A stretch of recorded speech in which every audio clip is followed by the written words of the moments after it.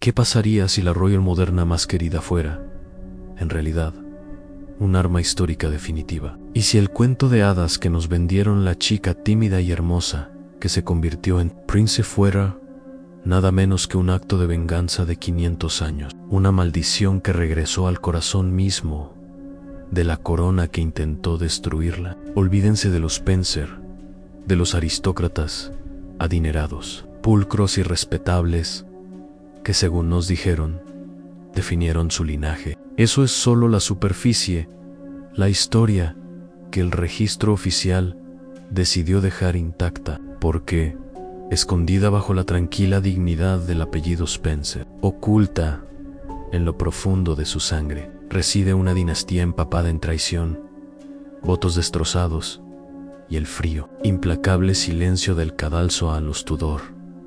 Probablemente piensen que esto es imposible. Los libros de historia insisten en que la línea masculina Tudor murió con el rey Eduardo VI y que la dinastía en sí terminó cuando la reina Isabel I exhaló su último y majestuoso aliento. Oficialmente, legalmente, es cierto, la estructura de poder había desaparecido, pero el poder es temporal. La sangre, sin embargo, es eterna. Y el secreto de la ascendencia de la princesa Diana yace en una mujer que la historia a menudo olvida o descarta como una simple nota a pie de página: a María Tudor, la hermana menor de Enrique VIII Anne. No hablamos de la trágica y fanática reina católica conocida como María la Sanguinaria. Esta era otra María, una joven de belleza legendaria, famosa en todas las cortes de Europa por su espíritu, su vívido cabello rubio raguizo y la intensidad ardiente de sus ojos, capaces de pasar de una suave súplica a una mirada abrazadora en un instante. En Enrique la adoraba, claro, la llamaba su perla. Pero en el mundo de la política Tudor, una perla no era algo para atesorar, era una joya para encerrar, un valioso bien comercializado para la ganancia diplomática. En 1514, el destino de María fue sellado por la pluma de su hermano. A la tierna edad de 18 años, fue enviada al otro lado del Canal de la Mancha, a Francia, para casarse con el rey Luis XII. Imaginen el horror sofocante de la situación. Ella, llena de vida y pasión, obligada a casarse con un hombre con 3 décadas más, frágil, asolado por la gota y con una salud que fallaba con cada respiro gélido que tomaba. Al entrar en los fríos y ancestrales corredores de piedra de la corte francesa, fue instantáneamente rodeada de sospecha y velado desprecio. Un guardia de la época escribió años después que el sonido de la risa de María era la única verdadera calidez que había escuchado resonar en el castillo de Saint-Germain-en-Laye, una chispa fugaz contra el constante escalofrío de la intriga cortesana. Pero el destino, por un breve y sorprendente momento, intervino. Apenas 82 días después de la desastrosa boda, el rey Luis XII finalmente sucumbió a sus muchas dolencias y murió. María era viuda y, crucialmente, una viuda dueña de su propia persona, libre de las ataduras matrimoniales que su hermano le había impuesto. Pero para una princesa en el siglo XVI, la libertad era un espejismo, una pausa antes de la siguiente maniobra política. Ella sabía que su estatus de viuda real no unida era una anomalía que Enrique VIII corregiría de inmediato. Era su moneda de cambio, su peón más potente en el juego interminable y brutal del poder europeo. El siguiente marido que Enrique eligiera para ella sería otro rey, otra alianza, otro sacrificio. Pero María Tudor era una rebelde y tenía un secreto peligroso, traidor, una promesa que había hecho en Inglaterra. Antes incluso de ser obligada a subir al barco a Francia, se había enamorado perdidamente de Charles Brandon, duque de Suffolk. Brandon era todo lo que Luis no era apuesto, robusto, un soldado y ajustador de renombre, y, lo más importante, el compañero y confidente más cercano de Enrique VIII, habían jurado, un juramento en sí. Ella quedaba viuda. Elegiría a su segundo marido por sí misma. Lo elegiría a él. Desafiar a Enrique VIII era, por decirlo suavemente, una sentencia de muerte. Pero, para María, por este hombre, el riesgo de la Torre de Londres, del hacha del verdugo, era un precio que estaba dispuesta a pagar cuando la noticia de la muerte de Luis llegó a Inglaterra. Enrique se movió con su velocidad característica. Inmediatamente despachó a Charles Brandon a Francia. Las órdenes oficiales del rey eran sencillas: an escolta a mi hermana viuda a casa. Pero Enrique, en su sospecha, conocía su afecto, y había una orden secundaria tácita, pero brutalmente afilada: no la toques. Le entregó a Charles su pesado anillo de sello de oro, un símbolo visible de su autoridad absoluta. Esta, ordenó, es mi fe en ti, no la traiciones. Imaginan a Charles, ahora, en la travesía, el peso inmenso de ese anillo, quemándole en el bolsillo. Estaba dividido entre dos lealtades aplastantes: el rey, que le había dado todo, y la mujer, que era su única oportunidad de verdadera felicidad personal. Elegir a María era arriesgar una muerte de traidor. Obedecer a Enrique era traicionar su alma. Charles Brandon llegó a la corte francesa y encontró a María envuelta en el luto de terciopelo negro. Parosas hoyos, al encontrarse con los suyos, ardían con un fuego desesperado. Ya no era una chica tímida y obediente. Esa noche, ella lo acorraló. ¿Te casarás conmigo?, le exigió, no como una pregunta, sino como un ultimátum desesperado. Charles dudó, suplicándole, pintando vívidas imágenes de la ira legendaria de Enrique y del cadalso. Pero María, la verdadera Tudor, no aceptó un no. Susurró, feroz y absoluta: si no te casas conmigo ahora, me llevarás de vuelta a Inglaterra y seré obligada a contraer otro matrimonio, y me aseguraré de que el rey sepa que fuiste tú quien me rechazó. Le diré que le rompiste el corazón a su hermana. Fue un golpe de manipulación magistral. Atrapó a su amante entre dos destinos inevitables, y así, en una pequeña y oscura capilla en las afueras de París, con solo un viejo sacerdote tembloroso y unos pocos sirvientes asustados como testigos, desafiaron al hombre más peligroso de Europa. Cuando Charles deslizó un anillo prestado en el dedo de María, el silencio de los votos traidores se hizo añicos. Una ráfaga de viento violenta e imprevista abrió de golpe las puertas de la capilla, apagando casi la mitad de las velas y sumiendo la sala sagrada en una sombra inquietante y ominosa. El padre Michel, el nervioso clérigo, jadeó ante el presagio. Estaban casados y, sin duda, estaban condenados en el viaje de regreso a Inglaterra. No fue una luna de miel, fue un tormento, una lenta y agonizante marcha de la muerte. Cada crujido de la madera del barco, cada ola rompiendo contra el casco, le sonaba como el golpe implacable del puño de Enrique en la puerta de su camarote. No podían comer, apenas podían dormir. Carta tras carta se redactó frenéticamente al rey: súplicas de clemencia, ofertas desesperadas de renunciar a su riqueza, de entregar la inmensa dote francesa de María, de despojarse de todo si eso significaba la supervivencia. Charles, por su parte, dirigió sus súplicas desesperadas al cardenal Wolsey, el asesor despiadado y todopoderoso de Enrique, conocido en todo el reino como el Alter Rex. El otro rey ofrecieron absolutamente todo, pero cuando su barco finalmente atracó en Dover, la bienvenida fue más fría que el canal en invierno. No había estandartes ni vítores, solo una pequeña y silenciosa delegación de funcionarios reales. Uno de ellos, un tal Sir Giles, se negó deliberadamente a dirigirse a María como su gracia. Miró a Charles con una mezcla potente de desprecio y sombría lástima. El mensaje era palpable. Ya no eres amigo del rey, eres un traidor. Fueron convocados inmediatamente a Londres, no como invitados de honor, sino como prisioneros de Estado. La noticia de su matrimonio secreto se había extendido como un incendio forestal. En el centro de esta tormenta estaba Enrique VIII, más enfadado que nunca.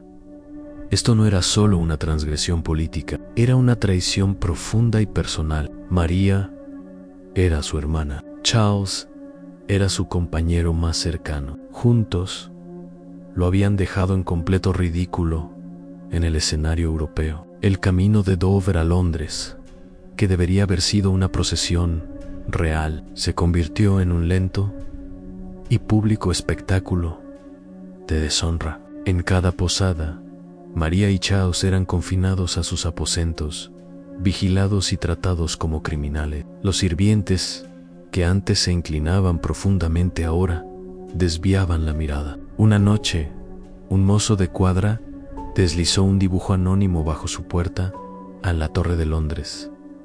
2 figuras de pie en el cadalso. El mensaje era inequívoco, horripilante. En cuando finalmente llegaron a Londres, el silencio era ensordecedor. Fueron separados de inmediato. María fue colocada en hermosas cámaras, una jaula envuelta en terciopelo, las puertas cerradas con llave desde el exterior. Charles fue llevado a una cámara de piedra fría y desnuda. Este fue el primer movimiento de Enrique, no la ejecución inmediata, sino el aislamiento absoluto y sofocante. Quería que el miedo se los comiera vivos. Durante semanas no escucharon nada, solo una espera pesada, silenciosa. Finalmente, la citación llegó, pero solo para Charles. Fue conducido a través del laberinto de corredores del Palacio de Greenwich. Fue llevado no a la sala del trono, sino a un pequeño estudio privado, y allí, detrás de un escritorio de roble macizo, se sentó Enrique VIII. El rey no gritaba, lo cual habría sido una misericordia. En cambio, estaba inquietantemente tranquilo, limpiándose deliberadamente las uñas con una daga afilada, como si el destino de Charles fuera una casualidad molesta. Charles, amigo mío, dijo, con una voz casi escalofriantemente suave, ¿de verdad pensaste que no me enteraría? Henry se inclinó. ¿Conoces la ley? Casarte con una princesa, la hermana del rey, sin consentimiento, eso es traición, y el castigo por traición es la muerte. El verdugo afila su hacha todas las mañanas. A veces pregunta a su esposa, ¿quién será hoy? Luego, Enrique sonrió una sonrisa fría y calculadora. Pero tu cabeza vale menos para mí en una pica que tu vida en mi deuda. No solo has tomado a mi hermana, afirmó Henry, con su voz resonando con una autoridad silenciosa, has tomado mi autoridad. Me has dejado en ridículo ante toda Europa. Eso, Charles, nunca lo perdonaré, pero te dejaré vivir. Luego vino el castigo. Primero, el dinero. María y Charles se verían obligados a devolver hasta el último penique de su inmensa dote francesa. Firmarían la entrega de los ingresos de sus vastas propiedades, convirtiéndose en nobles de nombre, pero mendigos en la realidad. Segundo, la humillación. Se verían obligados a casarse de nuevo, públicamente, de rodillas ante Enrique, para suplicar perdón. Su historia de amor sería exhibida como una sumisión total. Pero la condición final, el verdadero corazón de la venganza de Enrique, fue la más cruel de todas. Vuestros hijos, dijo Enrique, con la voz dura como el granito pulido, vivirán porque yo lo permito. No llevarán ninguna reclamación, ningún título real. Serán vigilados. Vuestra familia estará encadenada para siempre a mi corona. Nunca seréis verdaderamente libres. Charles Brandon salió de esa habitación destrozado. Entró temiendo una muerte rápida. Salió condenado a algo peor, una vida de asfixiante servidumbre hacia el único hombre que más lo despreciaba. Y así, María Tudor y Charles Brandon vivieron una pareja gloriosa por fuera, un cascarón vacío por dentro. Tuvieron 2 hijas que sobrevivieron hasta la edad adulta, Frances y Eleanor. Su vida en Westhorpe Hall parecía envidiable, pero todo era una actuación cuidadosamente montada para una audiencia de uno en Enrique VIII. En cada decisión, cada conversación, ira, monitoría, su mayordomo, Master Croft, era en realidad el espía personal y dedicado del rey en Westhorpe Hall. No era un santuario, era una hermosa prisión forrada de terciopelo. Las niñas crecieron en esta aterradora dualidad privilegiadas, pero perpetuamente acosadas. Eran nietas de un rey, pero se les prohibía absolutamente hablar de ello. Su sangre real no era una bendición, sino una maldición política. Frances, la mayor R, heredó el fuego de su madre.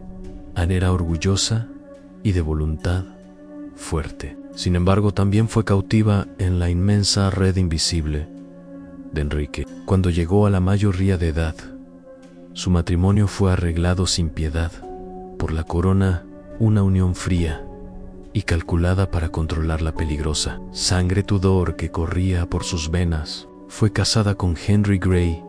Marks de Dorset fue otra jaula con barras de seda. María y Charles solo pudieron observar la agonía. Esta era la verdadera y profunda venganza de Enrique, un castigo que resonó a través de las generaciones. En Frances y Henry Grey tuvieron 3 hijas en Jane, Catherine y Mary, en 3 niñas cuya sangre portaba una promesa inmensurable y un peligro inimaginable. La más famosa, por supuesto, fue Lady Jane Grey. Era brillante, estudiosa, una devota protestante, más feliz cuando se perdía en la filosofía. Pero cuando llegó a la adolescencia, Enrique VIII estaba muerto, reemplazado por su hijo enfermizo, Eduardo VI. En la corte de Eduardo, dominada por señores protestantes, temía que la hija católica de Enrique, María Tudor, María la Sanguinaria, heredara el trono. Necesitaban desesperadamente un heredero alternativo, alguien con verdadera sangre Tudor, pero con una fe protestante inquebrantable. En sus ojos se posaron en Jane Grey. Era el peón perfecto. Sus padres se aliaron con el ambicioso duque de Northumberland. El trato fue sellado. Anne Jane se casaría con el hijo de Northumberland. Jane sería reina.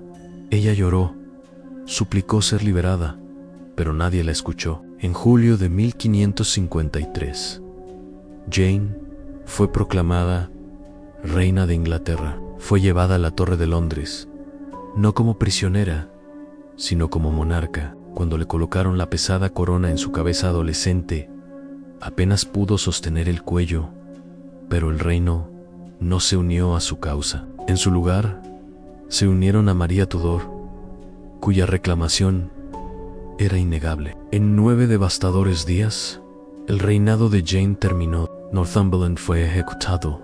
Jane, su marido y su padre fueron arrestados. En un acto final de crueldad materna, Frances, la madre de Jane, abandonó a su propia hija, suplicando a la nueva reina María por su propia vida, mientras dejaba a Jane sola para enfrentarse al cadalso. En febrero de 1554, Jane observó desde su ventana cómo llevaban a su joven marido a su ejecución. Vio cómo el carro transportaba su cuerpo sin cabeza de vuelta. Unas pocas horas después, fue su turno. Tenía solo 17 años. Montó el cadalso con una calma y dignidad increíbles. Con los ojos vendados, buscó el bloque, pero en el momento final, aterrador, no pudo encontrarlo. ¿Qué debo hacer?, gritó en pánico.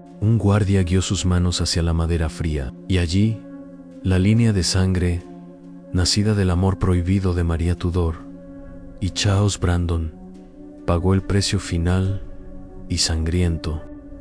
LHKO, la nieta de la hermana de Enrique VIII, yacía muerta. La oscura venganza del rey Al parecer, estaba finalmente completa. La ejecución de Lady Jane Grey debería haber sido el punto final, absoluto, pero los linajes son persistentes. Enrique VIII pudo haber pensado que había destruido el legado de María Tudor, pero había olvidado algo. Jane tenía hermanas Anne Catherine y Mary Grey. Sus vidas demostrarían que la terrible maldición de esta línea de sangre no había terminado. Seguiría resonando a lo largo de los siglos. Catherine Grey era todo lo que su hermana Jane no era: vivaz, encantadora y peligrosamente hermosa, pero llevaba la misma herencia letal, en sangre Tudor, bajo el reinado de su prima, la reina Isabel, y esto era una sentencia de muerte. Isabel, famosamente, nunca se casaría ni nombraría un sucesor. Esto dejaba a Catherine como la heredera presunta viva y legítima. Era una alternativa real a la propia reina, y Elizabeth, al igual que su padre, era paranoica hasta la médula. En Catherine sabía el horror del peligro. Debería haberse mantenido en silencio, pero ella también era descendiente de la desafiante María Tudor. Se enamoró apasionadamente de Edward Seymour. Se casaron en secreto. Cuando el embarazo de Catherine se hizo imposible de ocultar, la furia de Isabel estalló. La reina no eligió la ejecución, eligió un castigo más cruel. Isabel declaró inválido el matrimonio de Catherine a sus hijos ilegítimos y luego la encarceló. Catherine fue trasladada de un castillo frío y sombrío a otro, sin que se le permitiera volver a ver a su amado marido. La separación y la tortura psicológica la consumieron. Catherine se marchitó, muriendo a la trágica edad de 27 años. Oficialmente, la causa fue una enfermedad. La verdad, sin embargo, fue un corazón roto a la hermana menor, Mary Grey. Nació con enanismo y una columna vertebral torcida. La corte la trataba con lástima y desprecio, descartándola como una figura inofensiva. Pero Mary también llevaba el fuego Tudor, y al igual que sus antepasadas, se atrevió a casarse por amor. Un amor muy por debajo de su estación. Su elección a Thomas Keys, el sargento portero de la reina, esencialmente el portero del palacio. Isabel no se divirtió. Por este crimen, Mary también fue puesta bajo arresto domiciliario. Separada de su marido durante años, murió en la oscuridad. Otra víctima de la maldición aplastante que comenzó con una promesa secreta en una polvorienta capilla francesa. El mensaje de la corona era brutal. En este linaje nunca, jamás, sería permitido prosperar. Sería aprisionado, despojado, diluido hasta la nada. Y durante mucho tiempo funcionó. Los descendientes de Catherine Grey fueron despojados de su proximidad real. Fueron reducidos a la pequeña nobleza. Sus descendientes se convirtieron en escuderos, sacerdotes, esposos de clérigos. La peligrosa sangre Tudor se diluyó, olvidada, oculta en los pliegues silenciosos de la sociedad inglesa. Pero los linajes, como hemos establecido, son obstinados. Tienen una forma de encontrar grietas, de sobrevivir en silencio. Siglos pasaron. Los Tudor se desvanecieron en los libros de historia. Los Estuardo ascendieron y cayeron. Los Hanover reclamaron el trono. Y la sangre Grey, la sangre de María Tudor, se deslizó tranquila y sin problemas hacia otro apellido, Anne Spencer. Durante muchas generaciones, los Spencer no fueron de la realeza. Eran ricos terratenientes, respetables, pero sin nada notable. Pero en lo profundo de las raíces de su árbol genealógico, oculta como una inscripción olvidada en un viejo relicario, corría la sangre ardiente y peligrosa de María Tudor, Charles Brandon, Jane Grey y Catherine Grey. Anne sobrevivió, esperó. Avancemos hasta el turbulento siglo XX. John Spencer, el octavo conde Spencer, tuvo una hija, una chica tranquila y tímida con ojos azules luminosos. Trabajaba como asistente de jardín de infancia, lejos del brillo de la vida real. Su nombre era Diana Francis Spencer. Ese segundo nombre, Francis, no fue elegido al azar. Era un nombre familiar, transmitido directamente por su antepasada, Frances Brandon, la hija de María Tudor, y Charles Brandon, la madre de la ejecutada Jane Grey, cuando Diana se casó con el príncipe Carlos. Heredero al trono británico, el mundo lo llamó un cuento de hadas, una plebeya casándose con la realeza. Pero no fue eso, en absoluto. Fue, en la gran narrativa de la historia, el giro más profundo e irónicamente devastador imaginable. El linaje que Enrique VIII había intentado destruir con toda su furia, la familia que humilló y encarceló en la oscuridad, estaba ahora, siglos después, regresando, estaba caminando, de la mano, directamente de vuelta al corazón mismo de la monarquía a través de Diana. La sangre volátil y desafiante de María Tudor fluyó de nuevo hacia la línea real. A través de ella, el legado genético de la desafianza y la tragedia fue silenciosa e inexorablemente restaurado. Su hijo, el príncipe William, ahora heredero al trono, lleva esa sangre, la misma sangre que Enrique VIII una vez consideró no apta para el poder, la misma sangre que vio a una chica de 17 años ejecutada en un cadalso, la misma sangre que los reyes intentaron borrar de la memoria. Esther de Volta, y se sentará en el trono de Inglaterra en la historia. Verán, rara vez es una línea recta, más a menudo es un círculo devastador e inevitable. La elección singular y desafiante de María Tudor de casarse por amor, una elección que desafió directamente a un rey, dio a luz a un linaje maldito por el miedo y la humillación durante casi 5 siglos, pero perseveró y siglos después regresó, no como una amenaza política, sino como la princesa amada, la madre de un futuro rey. Así que, la próxima vez que miren las imágenes icónicas de la princesa Diana o a sus hijos, William y Harry, miren más allá del pedigrí Spencer. Vean los fantasmas de otra familia, más oscura. Vean a la intrépida María Tudor, la chica que eligió el amor sobre el deber.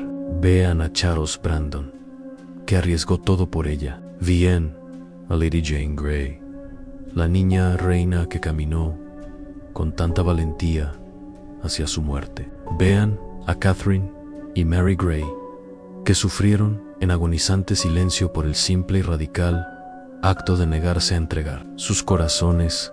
Su historia nunca desapareció realmente. Simplemente esperó hasta que una joven tímida llamada Diana la trajo a casa. Quizás por eso la princesa Diana conmovió al mundo tan profundamente. No era solo la princesa del pueblo, era algo más antiguo, algo más oscuro, algo ferazmente, inherentemente desafiante. Ella era la venganza de los Tudor, un linaje una vez enterrado, ahora de pie bajo el foco más brillante del mundo, habiendo reclamado, por fin e irrevocablemente, su legítimo lugar. La historia secreta que comenzó en una pequeña capilla francesa hace más de 500 años, sellada con una promesa hecha bajo amenaza de muerte, sigue viva, ardiendo desafiante en los ojos de un futuro rey.